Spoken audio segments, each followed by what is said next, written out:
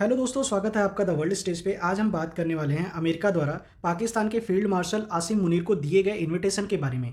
और इसी के साथ हम बात करेंगे इसमें अमेरिका किस तरीके से पाकिस्तान को प्लीज़ कर रहा है और इसमें ईरान का क्या एंगल है। इसके अलावा भारत को क्या स्टेप्स उठाने चाहिए इसके बारे में भी बात किया जाएगा। वीडियो में आगे बढ़ने से पहले मैं आप लोगों से रिक्वेस्ट करूंगा कि प्लीज़ चैनल को सब्सक्राइब कर लीजिएगा। मैं ऐसे ही geopolitical event and defence से रिलेटेड वीडियोज़ लाता रहता हूँ। अगर वीडियो अच्छी लगे तो प्लीज़ इसे लाइक एंड शेयर भी कर दीजिएगा। तो चलिए वीडियो में आगे बढ़ते हैं। ऑपरेशन सिंदूर की शुरुआत के साथ ही यह देखा जा रहा था कि पाकिस्तान को लेकर अमेरिकी प्रशासन का जो रुख था वह किस तरीके से बदला हुआ था। और बुधवार को यह काफ़ी क्लियर हो गया है कि पाकिस्तान को लेकर अमेरिका का जो रवैया है वह क्यों इतना चेंज हुआ है, क्योंकि अमेरिका की तरफ से काफ़ी ऐसे स्टेप्स उठाए जा रहे हैं जो भारत के लिए कंसर्न का मुद्दा बनते जा रहे हैं। जिसमें यूएस ने रिसेंटली पाकिस्तान के फील्ड मार्शल आसिम मुनीर को अपने यहाँ मिलिट्री डे परेड पे इन्वाइट किया। इसी के साथ अमेरिकी आर्मी के जो सेंट्रल कमांड के हेड हैं माइकल कुरिला, उन्होंने यह कहा है कि आतंकवाद के विरुद्ध जो लड़ाई थी उसमें पाकिस्तान एक जबरदस्त साझेदार है। पाकिस्तान ने न केवल तालिबान के विरुद्ध लड़ाई में अफगानिस्तान में अमेरिका का साथ दिया था, इसी के साथ आईएसआईएस खुरासान के अगेंस्ट में भी लड़ाई में पाकिस्तान ने अमेरिकी मिलिट्री का काफ़ी ज़्यादा साथ दिया था। पाकिस्तान ने कई सारे ऐसे टेररिस्ट हैं जिनको पकड़वाने में अमेरिका की मदद की और इसी के साथ उनको मारने में भी यूएस की काफ़ी ज़्यादा हेल्प की। उसके साथ ही साथ इंटेलिजेंस शेयरिंग में भी पाकिस्तान ने काफ़ी ज़्यादा हेल्प किया था। इसमें काफ़ी एक इंपॉर्टेंट नाम है मोहम्मद शरीफुल्लाह का, जिसने करीब 13 आर्मी पर्सनल जो यूएस के थे उनको मारा था। पाकिस्तान ने इसको पकड़ के यूएस को हैंडओवर कर दिया था, जिसकी वजह से यूएस पाकिस्तान पे काफ़ी ज़्यादा भरोसा करने लगा था।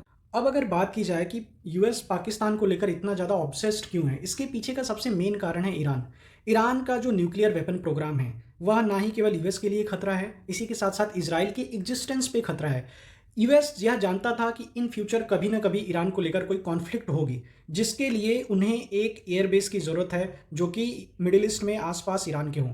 इनमें सबसे मुफीद कोई देश है, सबसे इंपॉर्टेंट कोई कंट्री है, वह है पाकिस्तान, जहां से वो डायरेक्टली ईरान पे स्ट्राइक्स कर सकता है। और अमेरिका बहुत लंबे टाइम से ये तैयारी कर रहा है, ये कोशिश कर रहा है कि ईरान में एक मिलिट्री तख्ता पलट हो जाए।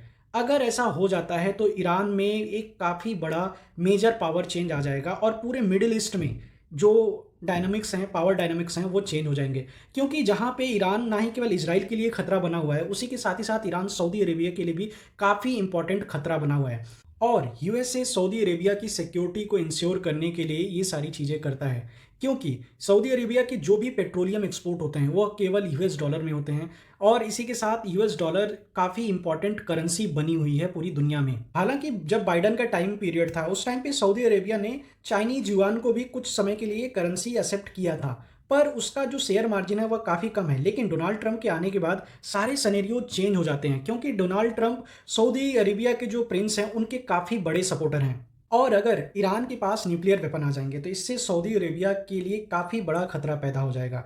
जिस तरीके से यूएस प्रॉक्सी के तौर पे पाकिस्तान को यूज करता है, उसी तरीके से ईरान हौती रेबल्स को, हिजबुल्लाह को इसराइल और सऊदी अरेबिया के अगेंस्ट में यूज कर रहा है।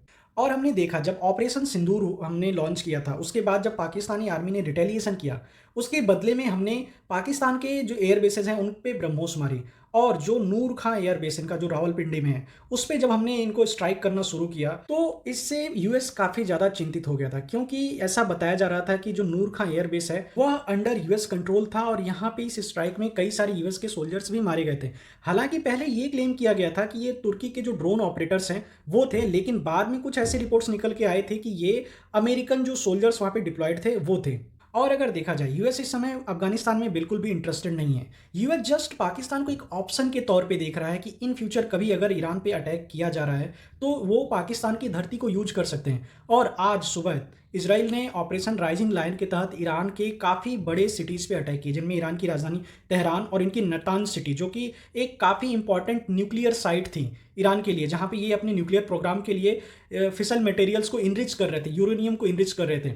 उस पे इसराइल ने काफ़ी बड़ी स्ट्राइक्स लॉन्च की। इसमें ईरान की जो टॉप मिलिट्री लीडरशिप है वो टोटली ख़त्म हो चुकी है। इनके कई इंपॉर्टेंट जो न्यूक्लियर साइंटिस्ट थे वो मारे जा चुके हैं। इसके अलावा ईरान के पास इस समय रिटेलिएशन करने के लिए बहुत कुछ बचा नहीं है। हालांकि मैं ये कहना चाहूँगा कि ईरान पूरी तरीके से रेडी था, क्योंकि ईरान को यह चीज़ें पता थी कि इजराइल इनके न्यूक्लियर साइट्स पे अटैक करेगा।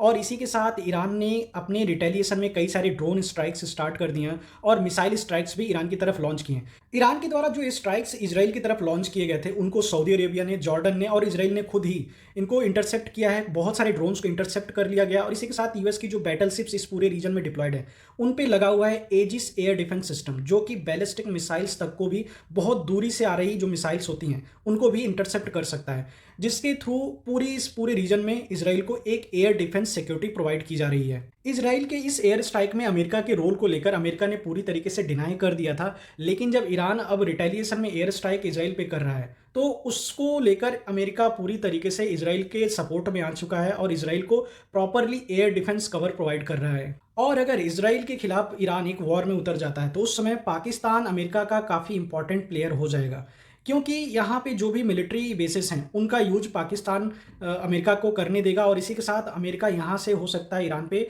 एयर स्ट्राइक्स भी कैरी करे। और अगर इंडिया की बात की जाए, तो इंडिया को यह क्लियरली समझ जाना चाहिए कि यूएस इस पूरे रीजन में एक मेजर जियोपॉलिटिकल गेम खेल रहा है और पाकिस्तान इसमें उनका काफ़ी इंपॉर्टेंट की प्लेयर है। कश्मीर का जो इशू है वह यूएस हमको नहीं सुलझा के देगा, भारत को खुद ही सुलझाना होगा। और भारत की जो प्योर इंटरेस्ट हैं, जो भी हमारे स्ट्रेटेजिक गोल्स हैं, उनको लेकर हमें बहुत ही क्लियर होना होगा। और जिस दिन भारत भी बहुत स्ट्रांग हो जाएगा, उस दिन यूएस भारत को भी कमज़ोर करने की कोशिश करेगा। और यह बात कही है जेफरी डी सैक्स ने, जो कि यूएस के एक काफ़ी इंपॉर्टेंट इकोनॉमिकल एनालिस्ट हैं और ये काफ़ी इंपॉर्टेंट मुद्दों पे बात करते रहते हैं। इन्होंने एक रिसेंट इंटरव्यू में यह कहा कि जिस तरीके से यूएस चाइना और रसिया को कमज़ोर करने में लगा हुआ है, एक दिन जब भारत भी बहुत स्ट्रांग हो जाएगा, तो भारत को भी यूएस कमज़ोर करने के प्लान पे काम करना शुरू कर देगा। और यह एक कॉमन सी बात है, भारत को यूएस इतना मजबूत क्यों ही करेगा कि भारत यूएस की जो सुपर पावर स्टेटस है उसको भी चैलेंज करने लगे। और आज के टाइम पे जिस तरीके से चाइना को पेंट किया जा रहा है एक एनिमी के तौर पे, उसी सेम फ्रेम में भारत को भी एक दिन पेंट किया जाएगा। भारत को इन सारी चीज़ों के लिए तैयार रहना होगा और भारत को इन फ्यूचर इन सारे नैरेटिव्स हैं जो फैलाए जाते हैं यूएस के द्वारा, उसको किस तरीके से काउंटर करना होगा, उस पर भी काम करना होगा। और अब पाकिस्तान को जिस तरीके से यूएस सपोर्ट कर रहा है, ऑपरेशन सिंदूर के बाद पाकिस्तान के नैरेटिव को जिस तरीके से सपोर्ट किया गया, पाकिस्तान को बेल आउट पैकेजेस प्रोवाइड किए गए, बिलियंस ऑफ डॉलर्स का लोन प्रोवाइड किया जा रहा है, यह सब एक कोइंसिडेंट नहीं है। ये सारी एक लॉन्ग टर्म में जो जियोपॉलिटिकल गेम खेली जाती है उसके द्वारा, वह है हम भारतीयों को भी इन बातों को बहुत क्लियरली समझना होगा। और मैं एक चीज़ बता दूं कि यह 1960s या 70s का दौर नहीं है, जिस समय पे लोगों को जियोपॉलिटिकल जो इवेंट्स हैं उनको लेकर इतना नॉलेज नहीं होता था। आज के टाइम पे हर एक इंडियन जियोपॉलिटिक्स को लेकर काफ़ी ज़्यादा इंटरेस्टेड है और हमें प्रॉपरली इन सारे इवेंट्स को फॉलो करना चाहिए। हमारे जो देश के हित में जो चीज़ें हैं उनको लेकर आवाज़ उठानी चाहिए, क्योंकि यूएस जिस तरीके से पाकिस्तान को आतंकवाद की लड़ाई में सबसे बड़ा सपोर्टर मानता है अपना, उससे भारत के द्वारा जो ऑपरेशन सिंदूर के दौरान पाकिस्तान के अगेंस्ट में जो सबूत प्रोवाइड किए गए थे, वो सारी चीज़ें डाइल्यूट हो जाती हैं। यही बात सोचिए अगर यूएस किसी मेजर प्लेटफॉर्म पे जाके कहता है, जैसे यूनाइटेड नेशन सिक्योरिटी काउंसिल हो गया, वहाँ पे ये बातें कही जाती हैं, तो इससे भारत का स्टैंड बहुत ही कमज़ोर हो जाएगा और पाकिस्तान को एक मेजर बूस्ट अप मिलेगा। और भारत ने अब तक जो मेहनत की थी, पाकिस्तान के जो आतंकवाद से इनकी आर्मी के जो लिंकेज हैं, उनको जो पूरी दुनिया के सामने जो हमारी डेलीगेशंस ने दिखाया, वो सारी चीज़ें धूमिल हो जाएंगी। और अब जब पाकिस्तान को यूएस की पूरी बैकिंग है, तो उस टाइम पे पाकिस्तान बलूचिस्तान में जो भी एक्शंस करेगा उसको यूएस पूरी तरीके से डिनाई कर देगा, इग्नोर कर देगा। और जो बलूच फ्रीडम मूवमेंट है उसको पूरी तरीके से पाकिस्तान क्रश करने की कोशिश करेगा। और अगर इस पूरे रीजन की बात की जाए, तो पाकिस्तान से यूएस के दो फायदे होते हैं, क्योंकि एक तो यह ईरान को भी टैकल कर सकते हैं और इसी के साथ ही साथ यहाँ की एयर बेसेस को या फिर यहाँ की जो ज़मीन है उसको यूज करके ये चाइना पे भी नज़र रख सकते हैं। चाइना के सीपीसी प्रोजेक्ट जो कि पाकिस्तान से गुजर रहा है, उस पर भी ये प्रॉपर नज़र रख सकते हैं।